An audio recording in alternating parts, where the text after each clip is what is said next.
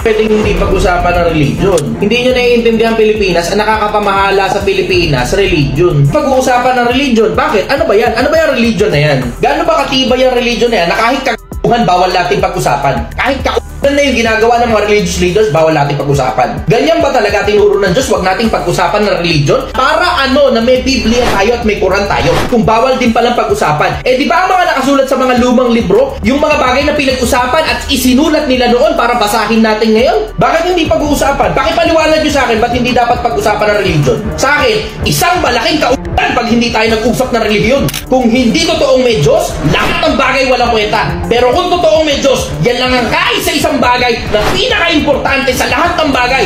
Lahat ng bagay kami second. Pangalawa na lang lahat ng ibang mga bagay. Tapos hindi tayo mag-uusap ng religion? Palokohan.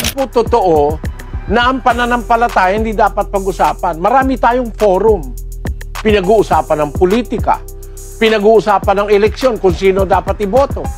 Pinag-uusapan sa forum ang mga family problems. Pinag-uusapan sa forum ang mga social problems. Ang relihiyon hindi pag-uusapan. Ang tungkol sa Diyos hindi pag-uusapan. Dapat pag-usapan.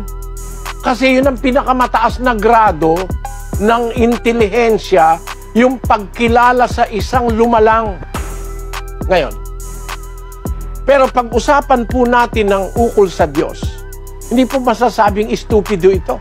Lahat ng bagay, lahat ng areas of life pinag-uusapan. Eh pag-uusapan mo, bawa, may nagsasabing ang Diyos ay bulaklak. Eh ikaw naman ang sabi, hindi, ang Diyos ay parang tao. Sabi nung isa. Hindi, ang Diyos espiritu. Hindi, ang Diyos ano lang yan. Nasa isip lang yan. Eh, hindi tayo mag-uusap. Wala ba tayong malasakit sa kapwa na maaaring naliligaw na nagsabing ang Diyos ay bulaklak?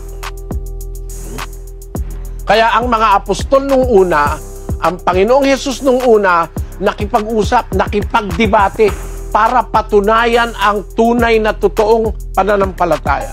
Hanggang sa dulo, mananatili pa rin akong sumasagot ng mga tanong. Mananatili akong hindi interesado sa politika. Mananatili akong hindi interesado sa pera. Mananatili akong hindi interesado sa kasikatan, sa kayamanan, sa kapangyarihan, sa katanyagan. Mananatili pa rin akong sumasagot sa mga tanong ninyo sa pag-ibig at sa pagmamahal sa akin.